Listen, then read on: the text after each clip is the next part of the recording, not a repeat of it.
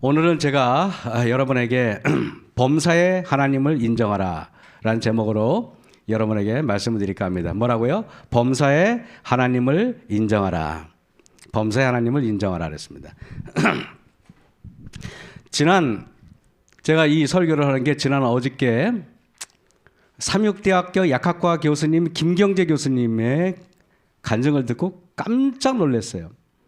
그래서 사실은 김경재 그 교수님의 강의를 나도 모르게 하염없이 듣고 또 듣다가 너무 은혜 받아서 이 말씀을 배경으로 오늘 말씀을 만들어야지 하고 어저께 즉시 만들었어요. 그래서 여러분들이 큰 도움이 될 것 같은 생각이 들어서 했습니다. 지난 50년 동안에 여기 우리 예진이는 50년 동안에 무슨 일이 있었는지 잘 몰라요. 그죠? 우리 다윤이도 몰라요. 여한이도 모르고, 그죠? 근데 50년 동안에 나머지 분들은 대충 다 아는 것 같아요.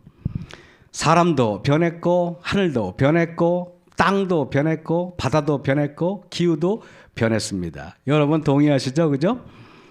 그런데요, 1960년대까지 국내 거의 없던 유방암과 대장암이 매년 증가하는데 얼마나 많은 사람이 암 환자가 있는지, 세상에 두 집 걸려 한 집이 암 환자가 있을 정도로 굉장히 많은 분들이 암 때문에 고통당하고 돌아가시고 있습니다. 그리고 심혈관 질환이 급격히 증가하는데 우리 옥천교회가 여기에 굉장히 많이, 그죠? 우리 집사님 윤 집사님도 그랬고, 그죠? 이렇게 했습니다. 증가합니다. 오늘 이 강의가 우리 안 집사님이나 우리 김경재 집사님이나 우리 윤 집사님한테 큰 도움이 될 것 같아서 제가 했습니다. 그 다음에 체중이 100kg 이상의 고도 비만 환자라고 말해야 되나요? 하여튼 이렇게 고도 비만 하신 분들이 굉장히 많은데 다행히 우리 옥천교회는 그렇게 고도 비만이 없어서 참 다행입니다. 다섯 번째는 만성 염증으로 파열되는 장의 크론병이라고 들어보셨나요? 장이 썩는 병이에요. 장이 썩는 병인데 이거를 옛날에는 희귀병이라 그러는데 옛날보다 100배 이상이 증가해서 이제는 일반병으로 전환됐습니다. 더 이상 크론병을 희귀병이라고 하지 않습니다. 그리고 요즘에는 성조숙증, 자궁내막증 및 생식기계 이상이 매우 증가해서 지금 아주 불임 또 난임이 굉장히 많이 증가했죠, 그죠? 그 밖에 마침내 세상의 모든 생태계가 병들고 신음하고 있을 때 마침내 이런 말들이 이렇게 올 것이 오고야 말았습니다. 그것이 뭡니까? 코로나19가 우리에게 덮쳐왔습니다.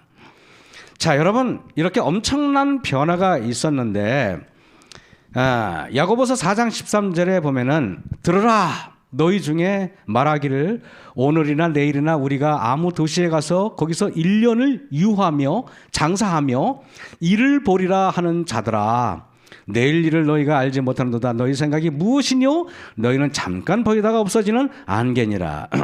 세상이 끝나가는데 아직도 저도 그렇고 또 많은 우리 성도들도 그러신 분이 있는 것 같은데 아직도 이 세상에서 돈 많이 벌겠다고 급급하는 장면을 보게 됩니다.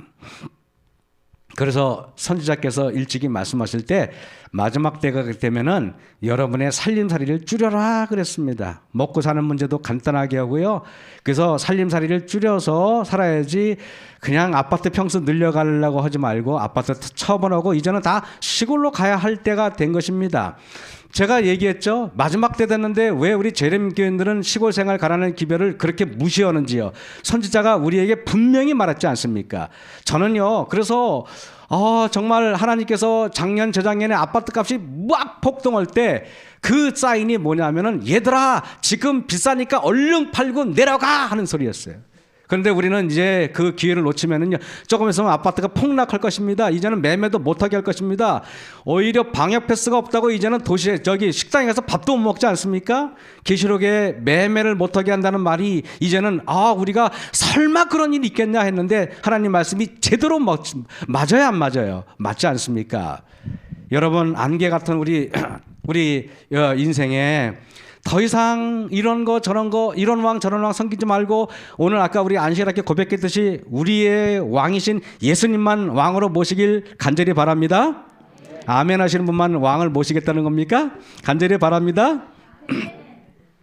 어쩔 수가 없죠. 김경재 교수님이 어느 날 약학대 교수인데, 여러분 약대 교수가 질병에 대해서 근원적으로 알아가고 규명하는 직장에 있는 사람인데 이분이 유방암에 걸려버린 것입니다. 그래가지고 이분이 사진 보니까 다 머리를 다 빠진 사진을 게재했어요. 그런데 어느 날 이 약학대 교수님이 어느 날 막 얼마나 여러분 모태신앙이에요 이분이. 근데 얼마나 암에 걸리고 의사로부터 청천벽력 같은 소식을 들었을 때 그 경험을 안 해본 사람은 모를 겁니다. 얼마나 청천벽력 같았겠습니까? 가슴이 철렁했겠죠. 그런데 이분이 이런저런 마음의 과정을 다 거치고 차분하게 있는데 어느 날 이렇게 치료봉사체가 이렇게 읽는데 225쪽에 이런 말이 있더래요. 그러나 질병이 닥쳐오면 하나님이 기억에 떠오른다. 경험해 보셨습니까? 뭐 우리 윤 집사님 격하게 머리를 흔드시는데 질병이 닥치니까 누가 떠올라요? 기억에 하나님이 떠오른다 이거예요. 질병이 닥치니까 아들이 떠오릅니까? 아닙니다. 질병이 닥치니까 누가 떠올라요? 여러분 질병이 닥치면은 하나님이 떠오르게 돼 있어요. 질병이 닥치면은. 그래서 제가 몸과 마음의 질병 관계와 질병의 원인을 보겠습니다. 여러분 이 머리와 마음이 교통한대요. 이 머리와 마음이 교통하는데 내가 어떤 생각을 하면은 그 생각이 바로 이 몸에 있는 부신으로 가서 부신에서 호르몬을 만들면 그 부신에서 호르몬이 만들어진 호르몬이 다시 뇌로 갑니다. 다시 말하면은 머리와 마음이 연결되어 있다는 것입니다. 그러니까 여러분들이 어떤 생각을 하면은 생각이 여러분의 마음이 전달되면은 거기서 부신해서 호르몬이 만들어지는데 이렇게 말할게요. 좋은 생각을 하면은 좋은 호르몬이 만들어질 것이고, 맞죠? 나쁜 생각을 하면은 나쁜 호르몬이 만들어질 것입니다. 동의하시죠? 예. 그래서 내가 무슨 생각을 하냐에 따라서 내 온 몸이 거기에 반응하도록 되어 있습니다. 그래서 우리는 좋은 생각을 많이 해야 돼요. 좋은 생각을 많이 하면 온 몸의 호르몬이 보약이 막 생성이 되는데 나쁜 생각을 하면은 독약이 막 만들어져 가지고 나쁜 생각을 많이 하고 나서 아침에 일어나면 얼굴이 푸석푸석 하다 그래요. 그죠? 거칠거칠 하다 그래요. 세수를 하고 화장품을 찍어 발라도 화장품이 안 먹는다 그래요. 그죠? 그런 경험 해보셨습니까? 그죠? 왜 이렇게 화장이 안 먹지? 이러죠. 그래도 되는 것입니다. 여러분, 근데요, 희한하게 모든 그 세포가 놀랍게 모든 세포와 모든 피가 어디서 만들어지냐면 놀랍게 뼈 속에서 골수에서 만들어진다는 것입니다. 그리고 그 뼈 속에서 뭐가 만들어지냐면은 여러분 NK 세포라고 들어보셨나요? 그죠? 또 T 임파구라고 들어보셨나요? B 임파구 들어보셨나요? NK 세포니 T 임파군이 B 임파군이 전부 다 이게 뭐냐면은 면역 세포를 말하는 것입니다. 코로나 19에서 가장 여러분 이 매스컴에서 화제가 되는 게 무슨 이야기예요? 면역 세포 이야기가 제일 많이 나오는 것입니다.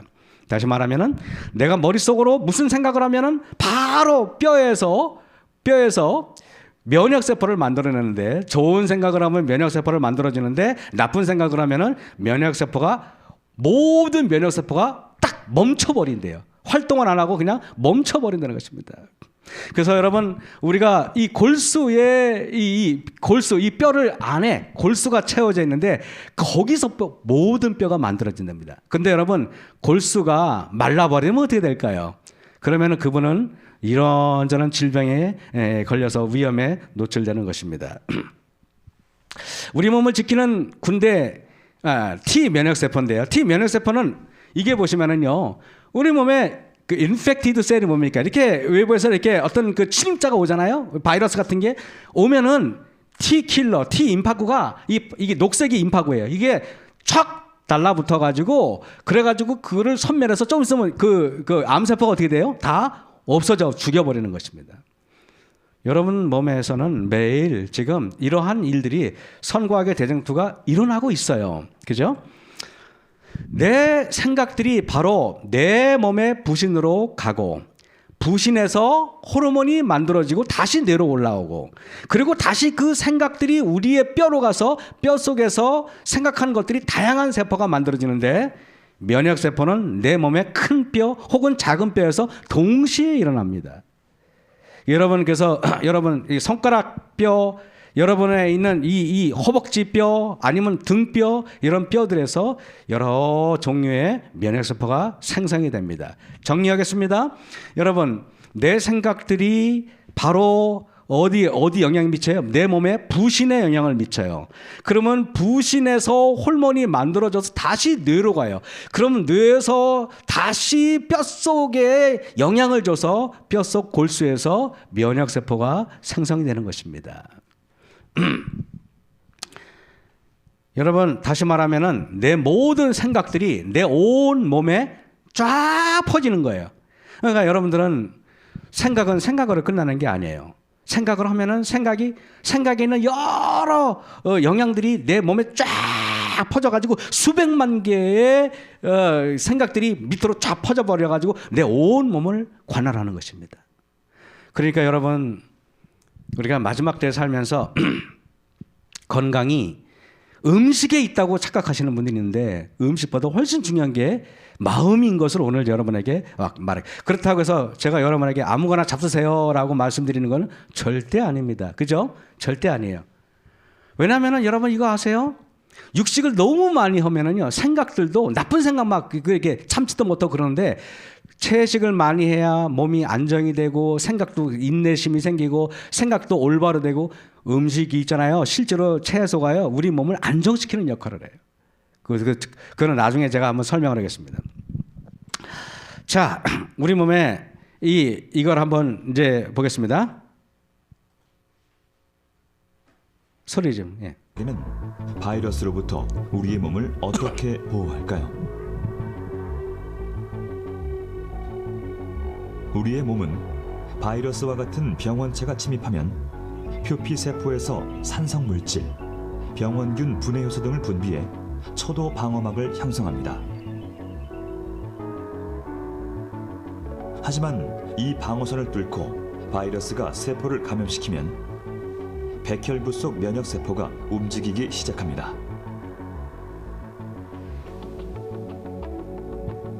다양한 면역세포는 각각 다른 역할을 하며 바이러스에 대항하는데요. 먼저 대식세포는 인체에 침입한 바이러스를 먹어치웁니다. 이때 사이토카인이라는 물질을 분비해 발열과 염증 반응을 일으키죠.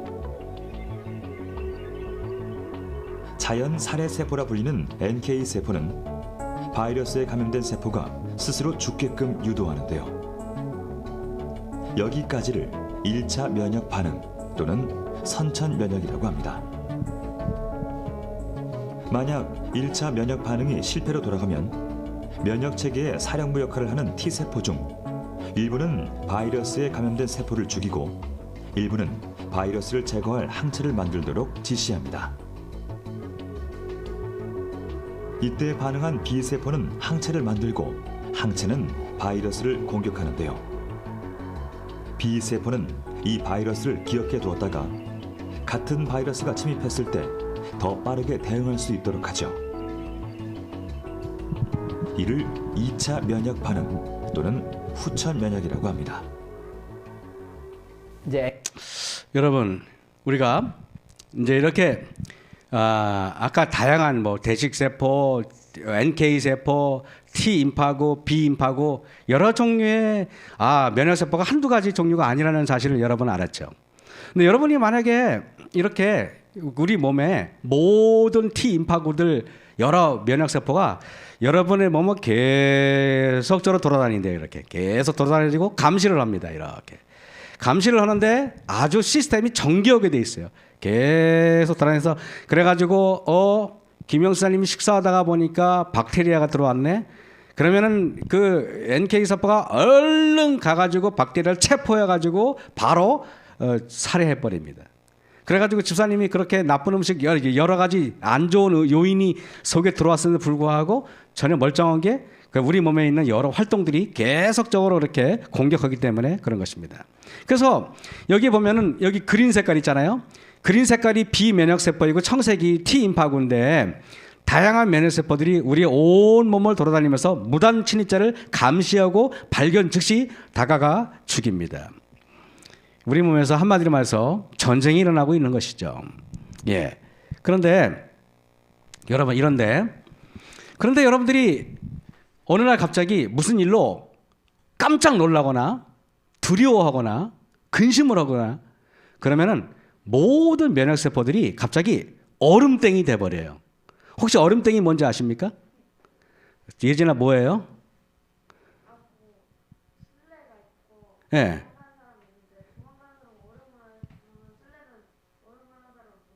그러니까 예를 들면 이제 저기 도망간 사람이 얼음 그러면은 모든 사람이 또 멈춰야 돼, 그죠? 멈추면은 그때는 못 잡아. 움직일 때만 잡아요. 근데요, 이게요 면역세포가 이런 뭐냐면 내가 만약에 걱정하잖아요. 그러면 갑자기 얼음 하는 것처럼 모든 면역세포가 그냥 딱 스톱하고 아무것도 안 해요. 아무것도. 그럴 때 암세포가 이때다 싶으니까 암세포가 막 증식을 하는 것입니다. 암세포도 증식하고 바이러스 증식하는 거예요. 너무 놀랍죠. 여러분 그래서 이게 근데 이제 갑자기 이제 그러다가 이제 마음이 평온해지잖아요. 마음이 평온해지면은 그러면은 갑자기 멈춰있던 모든 임파구들이 설금 움직이면서 여기저기 돌아다니 다시 활동을 시작하는 거예요. 이게 얼마나 여러분 놀라운지 현미경으로 보고 이게 보니까 실제로 그러고 있다는 것입니다. 그 사람의 그러니까 내가 아무리 좋은 걸 먹고 오늘 어저께 뭐 현미밥을 먹고 뭐 야채가루를 먹고 별걸 다 좋은 걸 잡수셨는데 마음에 오늘 갑자기 근심을 하고 그러면은 모든 면역세포가 얼음하고 멈춰 있다는 것입니다.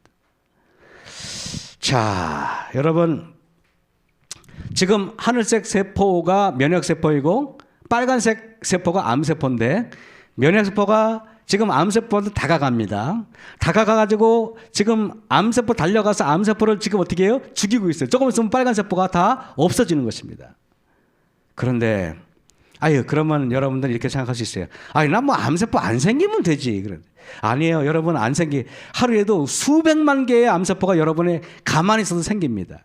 안 생길 수가 없어요. 근데 그 암세포가 계속 찾아내면서 여러분의 그 마음에 있는 면역세포가 암세포를 죽이는 거예요. 사람들은 이렇게 말해요. 내가 암에 걸리잖아요. 암에 걸리면은 뭐 유방암이 걸렸다. 아니면 뭐 간암이 걸렸다. 그러면은 의사가 수술을 합니다. 그러면 사람들이 말해요. 이제 다 깨끗해졌어. 근데 여러분 그거 아세요? 의사들이 말하기를요. 이렇게 고백합니다. 볼펜, 모나미 볼펜 알죠? 모나미 볼펜으로 종이에 톡 찍으면 그 점 하나 생기죠. 그 점 하나가 생긴 거의 크기가 몸에 돌아다니는데 그 한 개가 암세포 100만 개래요. 근데 그게 뭐 여러분 그걸 현미경으로 봐도 보입니까? 그게 MRI 찍고 CT를 찍고 별 방법을 동원해도 안 찍힌대요. 그래서 여러분의 몸이 이상해요. 암을 깨끗이 도려냈다 그러는데 몇 달이 지나면 또 재발하는 게 암세포의 그게 수많은 없앨 수가 없다는 것입니다. 이거는 인간이 할 수 있는 게 아니고 하나님이 해주셔야 되는 것입니다. 여러분, 그래 우리가 스트레스를 받으면은 모든 면역세포가 올스톱을 근데 스트레스도 좋은 스트레스가 있고 나쁜 스트레스가 있다는 것입니다. 좋은 스트레스는 이겁니다. 노래 부르기 전에 긴장해요, 안 긴장해요? 스트레스 받아요. 그죠? 그리고 딱 노래를 하면 이거 어떡하지? 떨려. 그래서 노래를 하면은 보람을 느끼고 오히려 그것이 면역세포를 더 증진시켜 주는 거예요. 설교하기 전에도 저는 이제 너무 오랫동안 하다 보니까 떨리도 않는 이런 망각 큰 병에 걸렸지만은 근데 여러분 딱 올라가면은 긴장이 돼. 그러면 설교를 딱 할 때 그 긴장감이 있잖아요. 설교하기 전에 단상에 올라가면 늘 오늘 말씀이 잘 될까 늘 걱정하고 염려합니다. 근데 그건 스트레스는 뭐예요? 좋은 스트레스예요. 그건 면역 증강에 올라가요. 뭐 일의 결과를 기다릴 때 뭐 시험을 보고 이럴 때는 스트레스를 받아도 금방 없어지는데 나쁜 스트레스, 만성 스트레스라 그러죠. 가족 중에 치매 환자가 있을 때 끝이 안 보여요. 어떡하지? 그러면서 계속 그 걱정이 끊이질 않는 거예요. 이게 만성 스트레스라 그래요. 그리고 자녀가 어떻게 아프거나 아니면 내가 질병이 걸렸을 때 아니면 사업이 망했을 때 끝이 보이지 않는 스트레스에 내가 딱 노출될 때 그 사람의 마음은 여러분 어떻게 돼요? 완전히 마음이 어려워지는 거예요. 이럴 때 짧은 스트레스는 면역 증진에 관여하지만은 긴 시간의 만성 스트레스는 면역 기능을 파괴해버려요.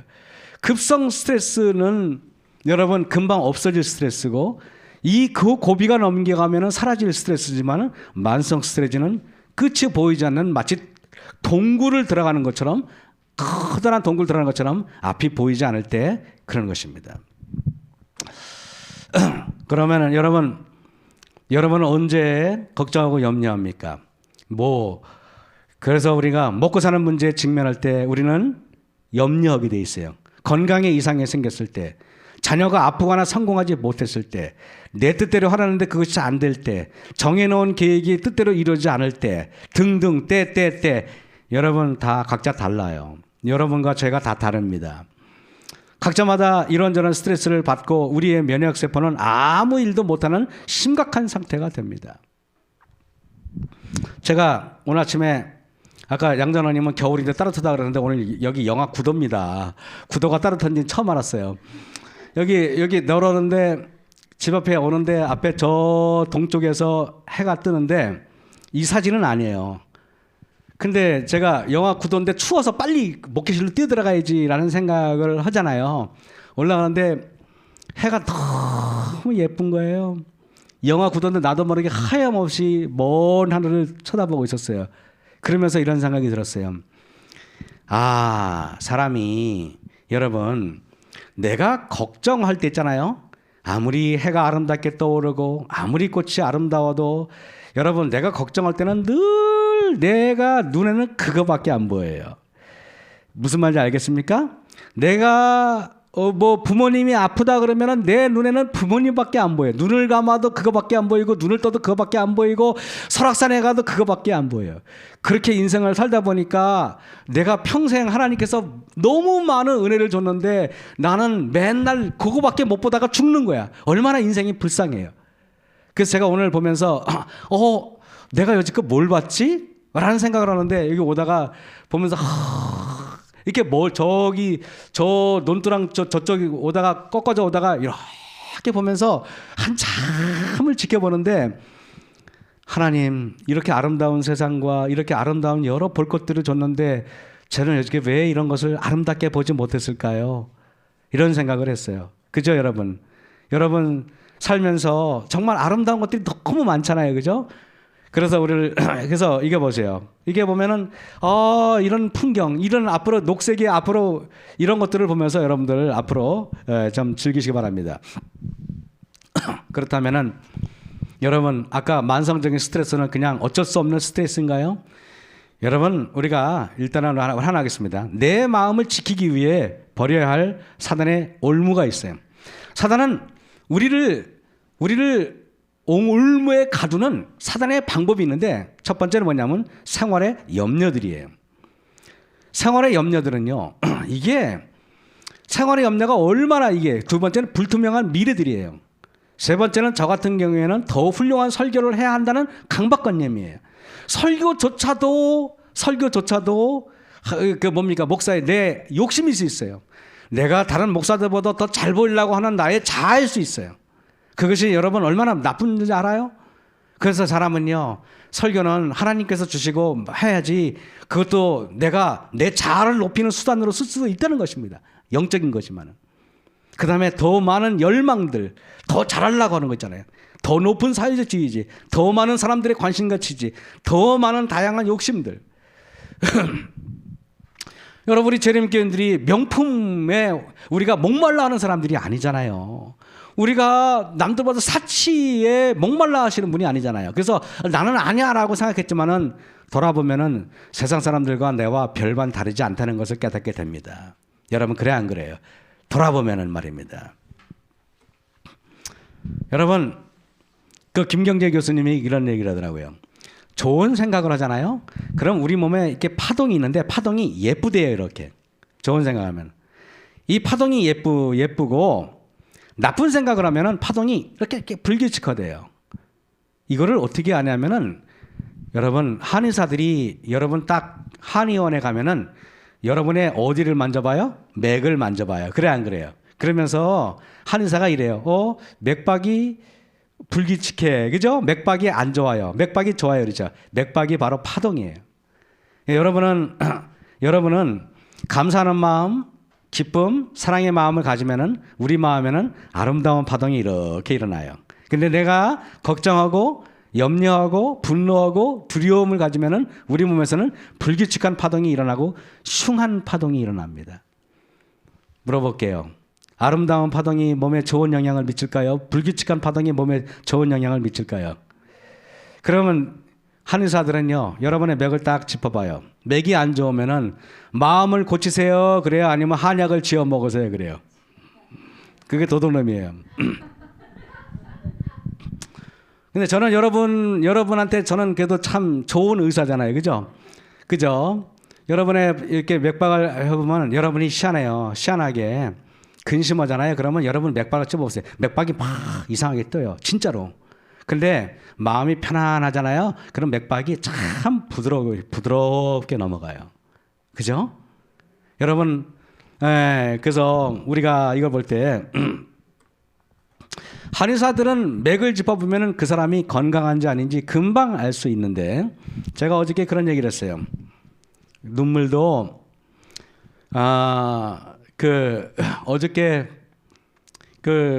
사실 저한테 뭐 크게 별거 일어난 것도 아닌데 말씀을 이렇게 묵상하다가 이렇게 말씀을 묵상하다가 어느 날 갑자기 가슴에 이렇게 탁 제 마음에 감동이 밀려오는 거예요.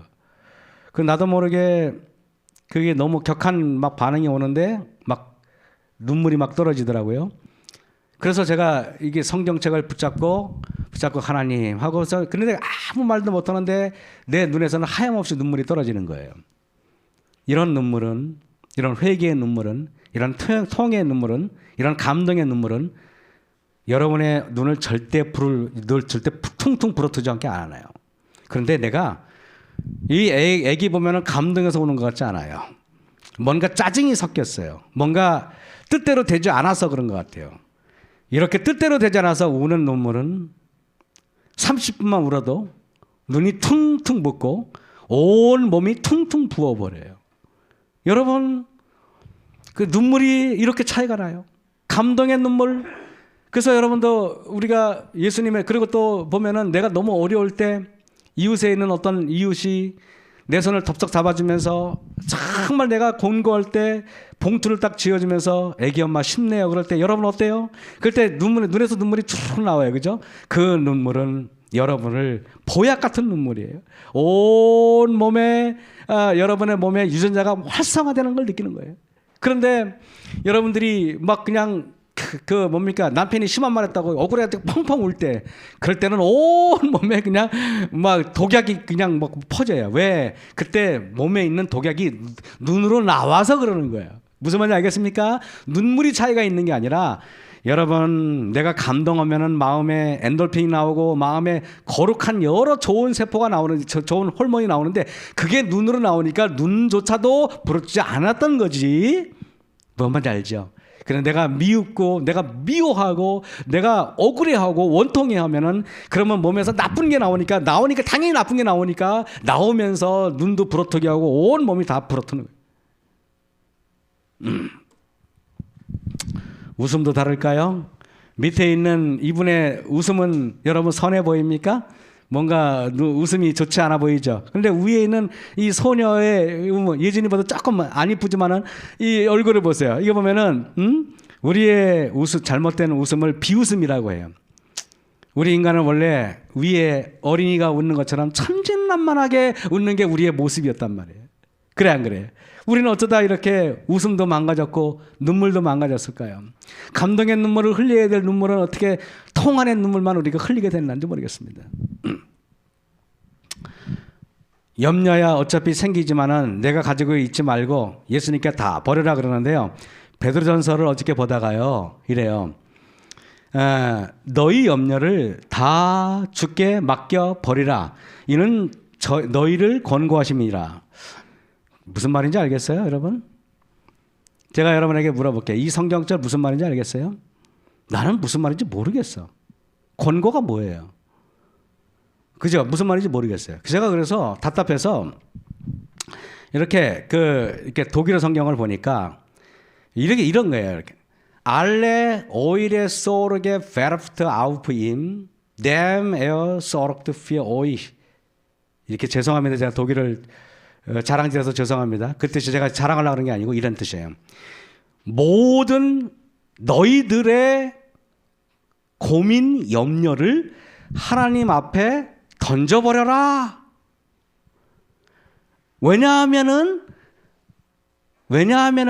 그분이 너희들을 이렇게 이 베소로겐이 뭐냐면 해결해 줄 것이다. 너희 고민을 보살펴 줄 것이다. 돌볼 것이다. 이렇게 돼 있어요. 독일어 성경에는 베소로겐, 권고하심이 베소로겐이에요. 처리하다, 해결하다, 다 해결해 준다는 것입니다. 여러분, 만성적인 스트레스 갖고 있는 분들, 그거 여러분 붙잡고 있는다고 해결 안 되잖아요. 그죠? 여러분의 마음에 있는 그 짐이 있잖아요. 그죠? 안 그래? 그래, 안 그래요? 그걸 내가 가지고 있으면은 맨날 내 유전자 다 망가뜨리잖아요. 그거 여러분 하나님께서 어떻게 하라고 말합니까? 다 하나님 앞에 던져버려. 다 하나님께 여러분 그냥 갖다 주는 것도 아니고 그냥 이렇게 하나님한테 던지라는 것입니다. 하나님께서 우리한테. 그게 뭐 좋다고 갖고 있냐? 던져라. 그래. 던져라. 나는 이 말씀 어저께 저한테 가장 큰 울림이 됐어요. 너희 염려를 다 주께 맡기는 게 아니라 던져버리래요. 그냥 던져버리래. 던져버린다는 말은 이게 무슨 뜻인지 알아요? 다시는 안 보겠다는 거예요. 맞아요, 안 맞아요? 다시는 내가 상관 안 하겠다는 거예요. 여러분 가지고 있는 스트레스 던져버리세요. 다시는 상관하지 마세요. 그럼 왜냐하면은 하나님께서 그거 다 처리할 거다. 뭘 처리해요? 내 염려를 하나님께서 다 처리할 것이다 그랬어요. 믿음의 반대말은 불신이 아니라 생활의 염려입니다. 너희는 스스로 조심하라. 그렇지 않으면 방탕함과 술 취함과 생활의 염려로 마음이 둔하여지고 뜻밖의 그날이 덕과 같이 너희에게 임하리라. 여러분, 방탕함이 술 취함이 여러분 방탕하는 거 우리가 보면은 굉장히 정죄예요. 술 취하는 거 굉장히 안 좋게 생각해요. 그런데 염려하는 거는 그렇게 나쁘게 생각하는 사람 별로 없는 것 같아. 집사님이 근심해도 누가 어떤 집사님 장로 안 써줘야 되는데 근심이 많아? 에이 그러면 장로 주지 맙시다. 이런 사람 아무도 없어요. 여러분 장로님이 집사님인데 장로 받을 날인데 어느 날 보니까 아침 이슬을 잡수시고 계세요. 그죠? 아침 이슬을 드시고 계셔가지고 그냥 이렇게 아침 이슬 먹으면 얼굴이 빨개지잖아요. 그 빨개지면은 당장 양화문 장로님 뭐라고 저한테 그러겠어요? 목사님 저 사람 아침 이슬 먹는 사람이에요. 장로 안 쓰면 안 돼요. 그럴 거 아닙니까? 그래 안 그래요? 그런데 걱정한다고 장로님 장로 안 쓰지 말자고 하진 않잖아요. 근데 제가 얘기할게요. 술 취함과 방탕함보다 훨씬 더 무섭고 훨씬 더 깊고 훨씬 더 힘든 게 염려예요. 근심이에요. 걱정이에요. 그거 여러분 예수님 앞에 버리셔야 돼요. 여러분 이게 유기성 목사님이라는 사람이 유명한 사람인데 이렇게 그의 책에 이렇게 썼어요. 믿음의 반대말은 불신이 아니라 염려와 근심입니다. 너무 좋은 말이죠. 뭐라고요? 믿음의 반대말은 불신이 아니에요. 염려와 근심이에요. 내가 염려하고 있다. 예수님이 없어서 그런 거야. 하나님이 나의 주님이 아니에요. 염려는 노력해서 없어지는 것이 아닙니다. 여러분 동의하시죠? 염려는 노력해서 없어지는 게 아닙니다. 그 염려보다 더 큰 것을 믿게 될 때 사라지는 것입니다. 여러분 염려보다 더 큰 것을 믿으셔야 돼요. 더 큰 거. 너무 좋은 말이죠. 그래서 제가 인터넷에서 이걸 보고 평소에 유기성 목사님 제가 참 존경하고 좋아하는 목사님인데 성남에 있는 선한 목자교회 담임 목사예요. 믿음의 반대말은 불신이 아니라 염려와 근심입니다. 염려는 노력해서 없어지는 것이 아닙니다. 그 염려보다 더 큰 것을 믿게 될 때 사라지는 것입니다. 우리 성도님들 제가 새 벽두에 이런 말씀 드리는 게 우리 옥천교회 성도님들 정말 오늘 이 말씀을 통하여 여러분들이 진짜 뭐랄까 병들지 말라고 이렇게 여기 보시면은요. 그 제가 이게 찾았더니 이래요. 여기 오늘 밤 도둑이 들면 어쩌지? 강도가 들면 불안 잘 수가 있나? 그러는데 애기가 래요. 10년을 염려하는 것보다 10분을 기도하는 것이 낫습니다. 맞죠, 여러분? 10년을 염려하는 것보다 뭐라고요? 10분 기도하는 것이 낫습니다. 아까 제가 여러분이 그랬어요. 근심하면은 모든 유전자가 모든 면역세포가 멈춘다 그랬는데 잠언서 17장 22절에 마음의 즐거움은 양약이라도 심령의 근심은 뼈로 마르게 하느니라. 근심하면은 뼈가 말라요. 뼈가 마르면은 뼈가 마른다는 말은 그 통뼈가 마른다는 말이에요. 아니면은 뼈 속에는 골수가 마른다는 말이에요. 골수에서 뭐가 나왔는데 면역세포가 나오잖아요. 여러분 뼛속에서는 적혈구, 백혈구, 혈소판이 생성이 되는데 근데 중요한 것은 이 뼛속에 면역세포가 생성이 되는데 하나님께서는 마음의 즐거움은 양약이라도 심령의 근심은 뼈가 마른다 이렇게 말씀하셨습니다. 또 잠언서 15장 30절에 눈에 밝은 것은 마음을 기쁘게 하고 그 다음에 빨간 글씨를 주목해 보시기 바랍니다. 좋은 기별은 뼈를 윤택하게 하느니라. 여러분 교회에 오서 교회 이런 일 저런 일 바쁜데 교회에 오셨어요. 근데 사실은 그거 아십니까? 여러분들 교회에 오셔서 앉아 있잖아요. 하나님 말씀 듣잖아요. 하나님 말씀이 여러분의 뼈를 윤택하게 해줄 거예요. 여러분 건강하고 오래 살려면 교회에 오셔야 돼요. 말씀을 들어야 돼요. 좋은 기별은 뭐라고? 뼈를 윤택하게 한다 그랬어요. 이건 치료제예요. 하나님의 말씀이 치료제인 것입니다.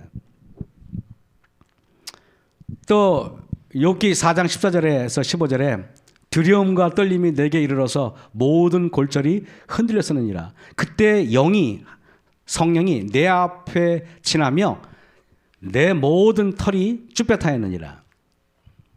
제가 남원집교회 담임할 때 그 어떤 젊은 여집사들 몇 명 성경 공부를 개인적으로 시켰는데 그 집에서 성경 공부를 하고 있었는데 그때 왜 한 달 전인가 두 달 전에 우리 교회 맨 뒤에 앉아있던 그 친구인데 그 친구가 3.1대학 약대에 나온 친구인데 공부를 굉장히 잘하는 친구예요. 거기서 한 번도 수업료를 낸 적이 없으니까 1등만 해가지고. 근데 이 친구가 성경 공부를 하는데 어느 날 나한테 뭐라고 얘기했냐면 목사님 제가 인생에 딱 3번 온몸에 털이 쭈뼛한 적이 있었다는 것입니다. 그게 언제냐 그랬더니 자기 신랑을 약대에서 만났는데 신랑이 잘생겼어요. 신랑을 딱 봤는데 너무 잘생겼더래. 그래가지고 온몸에 전율이 탁 돌더래. 여러분은 매일 접으면 그런 마음이 들겠지만은 그래가지고 온몸에 그래가지고 갑자기 그냥 막 몸에 찌릿하더래요. 오, 저렇게 잘생긴 남자가 있어? 그럼 몸에 찌릿하더래요. 두 번째는 중학교 3학년 때인데 그 친구가 면목동에 살았는데 면목동 다락방에서 공부를 하는데 자기가 공부가 너무 재밌어가지고 하다 보니까 얘가 계속 막 하다 보니까 저쪽에 이렇게 쪽문으로 창문에 날이 이렇게 밝아오더래요. 보니까 자기가 공부하다 보니까 날이 샌 거야. 그러니까 한3에서 3번도 1등을 놓치지 않았겠죠. 그래서 이 친구가 날이 새가지고 날이 샜네. 그리고 이제 학교에 갔어요. 영어 시험을 봤는데 너무 놀랍게 자기가 밤새도록 공부한 내용이 토시 하나 안 틀리고 쫙 나오는데 그냥 점수를 그냥 그냥 다 찍었대. 그래가지고 딱 봤더니 만점 맞았죠 당연히. 그때 온몸에 털이 쭈뼛했대요. 그리고 이 친구가 저거 성경 공부하다가 하나님 말씀을 배웠는데 하나님 말씀이 자기 마음을 너무 이렇게 강하게 하니까 그리고 목사님이 가르쳐준 성경 말씀이 저를 찌릿하게 했습니다. 그 3번째 제가 속해요. 그러니까 지난번에 한번 왔었겠죠? 여러분 하나님의 말씀이 내 마음에 어느 날 나를 찌릿하게 할 때가 있어요. 그 하나님의 그 에너지 그 전기가 내 뼈속에 들어가서 내 뼛속에 있는 모든 세포들, 내 몸에 있는 이 암세포를 갑자기 확 없애버리는 거예요. 와, 이거는 시브리 4장 12절에 이런 말이 있어요. 하나님의 말씀은 살았고 운동력이 있어 좌우의 날선 어떤 것보다도 예리하여 여러분 혼과 영과 및 꼭 관절과 골수를 쪼갠다는 말이 한번 눈여겨보세요. 하나님 말씀이 여러분의 관절과 골수를 꽉 들어가가지고 여러분의 면역세포를 활성화시키는 거예요. 놀라운 얘기 아닙니까 여러분? 놀라운 얘기 아니에요? 만성 스트레스 여러분 그거 날려버릴 수 있는 방법은 유일하게 하나밖에 없어. 하나님 말씀밖에 없어요. 맞습니까? 말씀밖에 없어요. 말씀이 여러분의 그 세포에 들어가서 쫙 들어가서 주식하면서 그냥 막 암세포들을 막 죽여버리는 것입니다.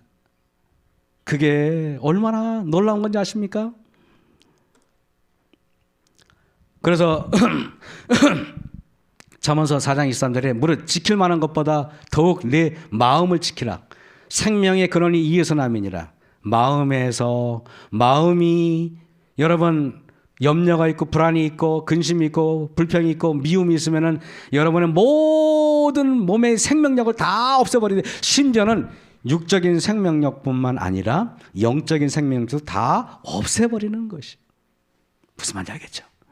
여러분 우리가 마음을 지킨다는 것은 이게 뭔가? 여러분 마음을 지키는 방법을 놀랍게 성경이 또 기록되어 있어요. 제가 마음을 지키는 방법이 뭐지 하고 막 찾아봤거든요. 그랬더니 이렇게 되어 있어요. 빌립보서에 보면 주 안에서 항상 기뻐하라. 내가 다시 말하노니 기뻐하라. 아무것도 염려하지 말고 오직 모든 일에 기도와 간구로 너희 구할 것을 감사함으로 하나님께 아뢰라. 그리하면 이렇게 위하면은 지각에 뛰어난 하나님의 평강이 그리스도 예수 안에서 너희 마음과 생각을 뭐라고요? 지켜주겠다 그랬습니다. 여러분 너무 감사하지 않으세요? 저는 이걸 보면서 제가 이 말씀에 제가 너무 감동이 돼서 어저께 눈물을 흘렸어요. 너무 이 말씀이 나를 너무 뜨겁게 하는 거예요. 마음과 생각을 지키는 방법은 주 안에서 항상 기뻐하는 거예요. 아무것도 염려하지 마는 거예요. 주 안에서 항상 기뻐하는 것은 주 안이 아니면은 기뻐할 수 없으니까 그렇게 하는 거예요. 주님 안이 아니면 우리가 어떻게 기뻐할 수 있습니까?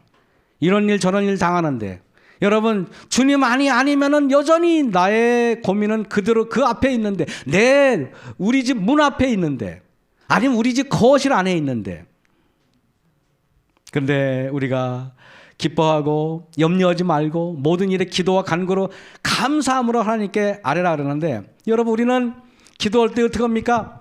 우리는 기도할 때 하나님도 질질 짜야만 그게 하나님께 응답이 된다 생각해. 하나님에서 그냥 맨날 불평하고 하나님이 이것도 아니고 저것도 그런데요. 여러분 하나님께서 뭐라 했는지 알아요? 감사함으로 기도하래. 감사함으로. 하나님 감사합니다. 내가 병이 나도 감사합니다. 무슨 말인지 알죠? 감사함으로. 저는요 마음을 지키는 방법은 이렇게 빌립보서 4장 4절서 7절까지가 6절까지인가 7절까지가 여러분 앞으로 고민이 온다 염려가 밀려든다 무조건 빌립보서를 펴세요. 펴시고 말씀을 꽉 마음으로 붙잡으세요. 하나님 염려하지 않겠습니다. 불안해하지 않겠습니다. 주님께서 시키는 대로 하겠습니다 라고 고백하는 저와 여러분들에게 간절히 바랍니다. 여기 잠언서 3장 6절에 너는 범사의 그를 인정하라. 오늘 설교 제목의 요약입니다. 그리하면 내 길을 지도하시리라. 여러분 범사의 그분을 인정하는 것 이게 예를 들면은 우리 가족 중에 누가 치매에 걸렸어. 우리 가족 중에 누가 어려움이 닥쳐. 그러면 여러분 마음에 갑자기 모든 게 암울합니다. 마귀가 나를 시험하나? 이렇게 됩니다. 그런데요 제가 이런 얘기 할게요. 요셉의 형제들이 요셉을 죽이려고 노예 상인에게 팔아버린 행동은 우리는 하나님께서 그렇게 했다고 믿을 수 있을까요? 누가 한 겁니까 실제로는? 마귀가 한 거죠. 마귀가 한 거 맞습니까? 여러분 하나님이 어떻게 형제를 배반해서 뭐 죽이려고 그러고 노예에게 팔려고 하는 형제가 어디 있습니까? 그래 안 그래요? 그런데 요셉은요 아버지한테 믿음의 조상 아브라함의 이야기도 들었고 이삭의 이야기도 들었고, 그리고 아버지가 야복강가에서 어떻게 기도했는지를 들었어요. 그리고 요셉은 자라면서 그 하나님의 말씀을 굳게 붙들고 그 말씀을 절대 떠나지 않기로 결심했어요. 그러고 나서 요셉이 아버지가 저기 세겜성에 있는 형들한테 가서 도시락을 갖다 주라고 갔는데, 여러분 요셉이 어떻게 했냐면은, 형들이, 요셉은 똑똑한 사람이에요. 형들이 자기를 증오하는 거 알아요. 아버지가 없는 상태에서 갔다가 봉변을 당할 수 있다는 것도 요셉은 알았어요. 근데 왜 아버지가 세겜성으로 보낸지 아세요? 세겜성에 무슨 일이 있었어요? 몇 년 전에 디나가 강간당해가지고, 그 다음에 그 시몬하고 레위가 할례 하라 그러고 할례하는 거 가가지고 3일째 되던 날인가 칼 들고 가가지고 세겜성에 있는 모든 남자 다 죽였어요, 안 죽였어요? 근데 하나님 막아줘서 살았잖아요. 근데 세겜성에서 지금 목초를 뜯고 있네. 여러분, 아무리 하나님께서 다 기도응답해줘도 요셉, 야곱의 마음에는 불안감이 있다 없다? 있어. 그러니까 불안하니까 너 한번 가봐라, 그런 거예요. 그게 아버지의 마음이에요. 그래서 갔네. 갔는데 없어. 거기서 30km 더 위로 올라 도단으로 갔어. 갔는데 형들이, 요셉은 가면서 기도했을 겁니다. 하나님, 형들이 지금 심상치 않아요. 알아요, 요셉도 바보 아니니까. 근데 아버지의 말씀이니까 순종하고 간 거예요. 갔어요. 갔는데 형들이 막 죽이자고 막 벌써 죽이자 그러는데, 유다가 루벤이 지혜를 발휘해가지고 구덩이 놓자 그러잖아요. 그래서 다시 유다가 죽일 게 뭐 있냐 그래가지고 루벤 이스마엘 대상한테 팔았잖아요. 끌려가는데, 여러분 같으면 얼마나 가족이 그런 짓을 했는데 얼마나 여러분 마음이 아프겠어요. 그래 안 그래요? 근데 요셉은 이렇게 했어요. 하나님께서 저를 보내셨다고 믿겠습니다. 너는 범사에 그를 인정하라. 여러분, 이 일이 하나님으로부터 왔다는 것을 인정한 것입니다. 그렇게 인정이 안 돼도 인정하려고 노력하는 거예요. 그리하면은 그다음부터는 하나님께서 그 길을 인도하시는 거예요. 무슨 말인지 알겠어요? 그래서 요새 어저께 예를 들면 어떤 김혜 선생님이 이렇게 있는데 옆집 아줌마가 오더니 선생님이 그냥 뺨떡을 막 때려요. 그래도 강남에서 교감까지 하던 사람인데 뺨을 탁 맞았어. 그러면 선생님이 딱 맞을 때, 이 여자가 미쳤나? 이 여자가 살기가 있네? 그렇게 하면은 마치 그 일을 마귀가 했다고 믿으면은 그다음부터 선생님을 마귀가 인도하는 거예요. 내가 믿는 대상이 나를 인도하게 돼 있어요. 그런데 그때 선생님이, 하나님께서 나의 품성을 고치기 위해서 저 여자를 통해서 그렇게 했나 보다. 하나님 감사합니다. 그렇게 하나님이 했다고 인정하시면은 그다음부터는 하나님께서 선생님을 인도하시는 거예요. 그죠? 그럼 선생님이 그걸 믿음으로 가져야 돼. 본성은 절대 그 사람을 하나님 인정할 수 없어요. 그러면은 놀라운 변화가 일어나는데, 그러면은 모든 삶을 그다음부터는 하나님이 책임져 주시는 거예요. 이거 여러분, 이거 만약에 이거는 과학이에요. 이거는 무서운 거예요. 제가 어느 날 저 말씀은 어느 날 남원주교회 담임할 때 저걸 깨닫고 나서 얼마나, 그리고 내가 청년들을 그렇게 막 젊은 집사들, 이게 청년들 가르쳤더니 청년들이 막 질문이 막 쇄도하는 거예요. 아이들이 영적으로 성장하는 거예요. 남원주교회가 그래서 만들어진 교회예요. 아이들이 영적으로 살아야 되는 거예요. 여러분, 요셉이 하나님, 제가 팔려가는 것 주님께서 개입하셨다는 거 믿습니다. 절대 저 하나님 형 미워하지 않겠습니다. 절대 미워하지 않겠습니다. 그리고 요셉은 끌려가면서도 얼굴이 행복하게 끌려가. 하나님 감사합니다. 싱글싱글 웃으면서. 그러니까 하나님이 개입하지 않을 수가 없는 거예요. 왜? 하나님을 인정했기 때문에 하나님이 지도하시는 거예요. 너는 범사에 그를 인정하나, 그리하면 내 길을 지도하라. 네가 범사에 마귀를 인정하면 마귀가 내 길을 지도하는 거고, 네가 범사에 하나님을 인정하면 하나님이 내 길을 지도하는 거예요. 나중에 요셉이 형들을 만났을 때 이렇게 고백합니다. 창세기 45장에 당신들이 나를 이곳에 팔았으므로 근심하지 마소서, 한탄하지 마소서. 하나님이 생명을 구원하시려고 나를 당신들 앞서 보내셨나이다, 이렇게 말했어요. 여러분이 예를 들면은 어떤 힘들잖아요. 만성 스트레스 있잖아요. 그래 안 그래요? 그런 스트레스면은 하나님, 그래요, 이 아이가 장애를 가진 것도 하나님 뜻입니다. 감사합니다. 하나님께서 하늘에 올라가면 알겠죠. 그리고 하나님한테 맡기세요. 그러면 하나님께서 집사님의 인생을 다 지도하시게 돼 있어요. 그거보다 더 강력한 게 어디 있어요? 그래서 창세기 45장 8절에 그런즉 나를 이리로 보낸 자는 당신들이 아니에요. 당신의 미움이 아니에요. 하나님께서 그렇게 하신 거예요. 여러분 인정하십니까?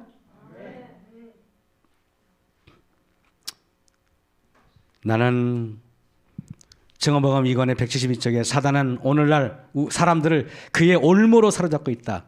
사단이 가장 즐겨 쓰는 올무가 뭔지 알아요? 염려예요. 돈 염려, 직장 염려, 그 다음에 결혼 염려, 높아지는 염려, 인정받는 염려. 이게 올무예요. 옥매시예요. 옥매시. 근데요, 모든 염려는요 움켜쥐거나 여러분 움켜져야 돼요. 그런데요, 여러분이 그거를 버리잖아요. 올무에서 벗어나려면은 이제 우리가 배웁니다. 버리는 연습을 하면 됩니다. 버리잖아요. 다 버리잖아요. 다 버려요. 그러면 염려도 없어요. 모든 욕심은 집착에서 오는 거예요. 버리세요. 다 버리세요. 여러분 버리면은요, 우리가 쓰레기 버리잖아요. 그러면은요, 쓰레기차가 냉큼 와가지고 다 가져갑니다. 깨끗이 가져갑니다. 버리지 않으니까 있는 거예요. 버리지 않으니까. 그렇지 않습니까? 내 마음에 이제 T세포, 유전자 세포 이제 간단하죠? 두려워할 필요 없죠? 하나님한테 감사하시면은요, 여러분의 세포, 우리 안성수 집사님의 혈관에 여러 나쁜 것들이 막 있어서 막 하는데 하나님께서 감사하잖아요. 그러면은 집사님의 세포가 갑자기 달라집니다. 피가 달라지고 몸이 달라져요. 하나님께서 여러분들을 사랑하십니다. 여러분, 목사는 영적인 지도자지만은 여러분들에게 어쩌면 옛날에는 제사장들이 목사이기도 하고 의사이기도 하고 판사이기도 하고, 그죠? 그렇기 때문에 저는 우리 옥천교회 성도님들의 건강을 돌볼 의무가 있어요. 하나님의 말씀밖에, 오히려 하나님의 말씀은 의사보다 훨씬 더 큰 일을 해요. 그죠? 그래요. 그래서 증언복음 2권의 241쪽에 우리는 내세를 위한 견습생으로서 이 세상에 존재한다. 나는 이 말이 너무 좋아.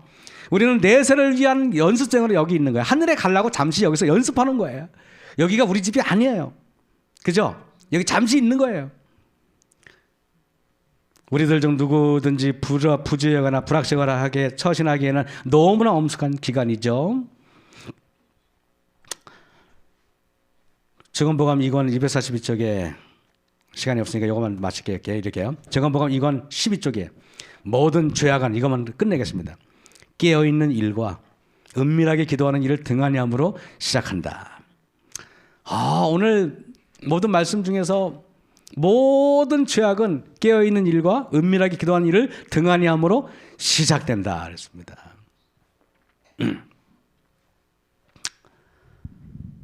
어젯밤에 누가 저보고 마달배에서 하는 재림 집회에 한번 오라는 초청을 받았어요.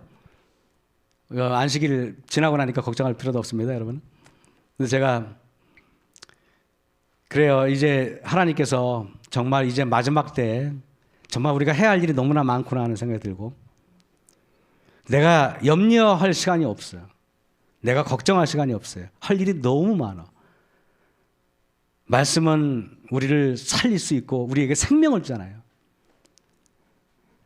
여러분, 모든 그리스도인들은 세상의 유혹과 유격적 본성의 요구와 사단의 직접적인 시험으로 공격을 받을 것이다. 우리는 매일 하나님의 성령으로 뭐라고요? 지배를 받아야 한다. 그렇지 않으면 사단의 지배를 받게 될 것이다. 여러분이 기뻐하지 않으면은 여러분은 사단의 지배를 받은 거예요. 여러분이 염려하면은 여러분은 사단의 백성이 된 거예요. 여러분이 근심하면은 여러분은 사단의 백성이 된 거예요. 여러분, 믿음의 반대말은 불신이 아니라 뭐라고요? 염려입니다. 염려하지 않으실 자신 있습니까? 네, 여러분들이 하나님과 같이 동행한다면은 우리가 염려할 필요가 없어요. 오늘 제가 말씀드리면은 예수님한테 맡기세요. 던져버리세요. 예수님이 다 수고해 갑니다. 다 수고해 가요. 오늘 우리 모두에게 하나님의 축복과 은총이 함께하길 바라면서 말씀 마치겠습니다. 감사합니다.